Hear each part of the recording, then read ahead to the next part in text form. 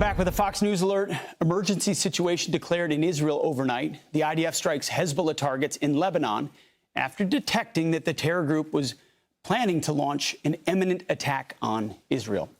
Former Green Beret, Lieutenant Colonel Scott Mann, and our friend joins us now in studio. Colonel, thanks for being here. Thanks for having me. Just first, your reaction to Israel's preemptive strike against Hezbollah.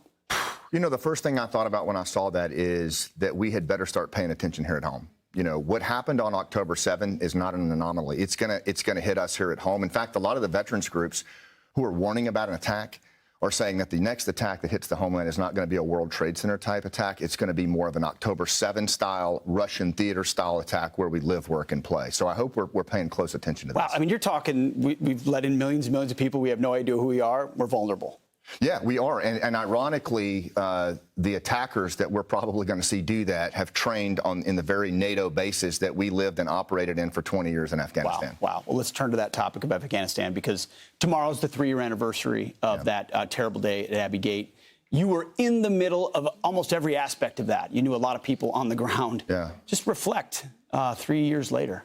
Yeah, you know, my heart goes out to all the families of the 13 fallen. You know, we did a play called Last Out where we toured the country right after it happened, and I met with so many of the family members, and I know they're hurting right now, and I know so many of their teammates are hurting right now, so that's my first thing.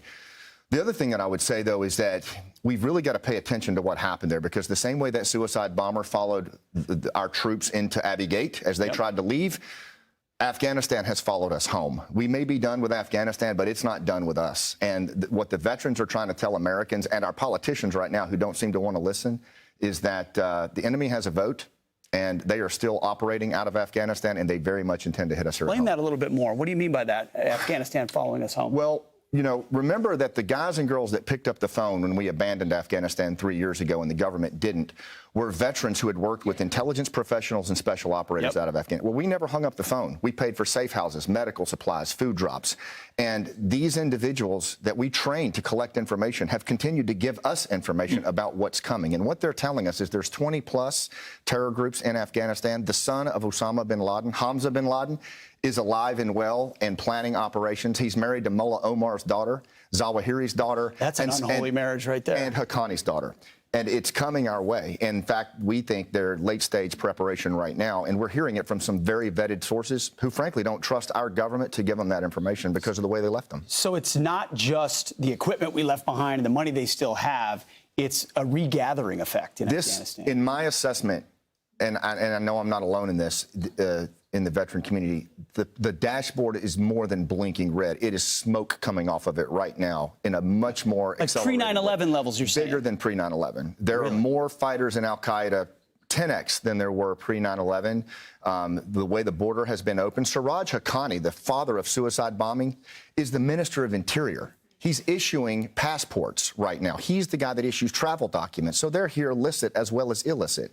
And the fact that our government has given $80 million of taxpayer money every 10 days to the Taliban, I mean, it's almost, you have to ask yourself, what planet am I on right now at this 3-year anniversary?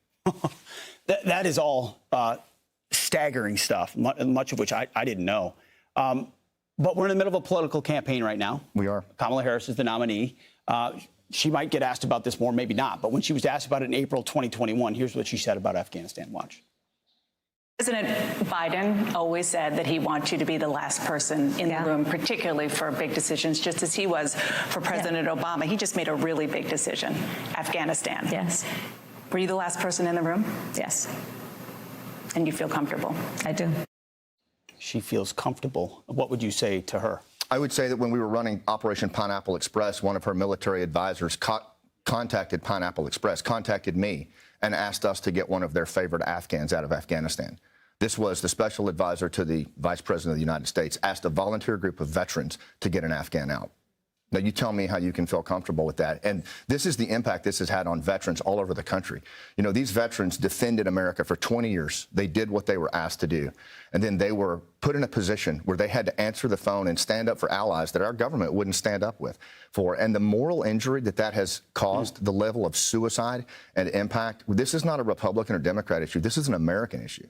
And Global War on Terror veterans, Pete, are trying to warn the American people and our politicians that it is coming, and it's going to come out of the very place that it started, and I hope we're listening.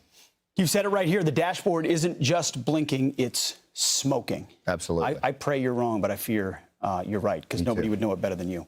Thanks, Pete. Lieutenant Colonel Scott Mann, nobody's done more to make sure the legacy of that war is followed through on, both for Afghans, but also for Americans. Thank you, sir. I appreciate it.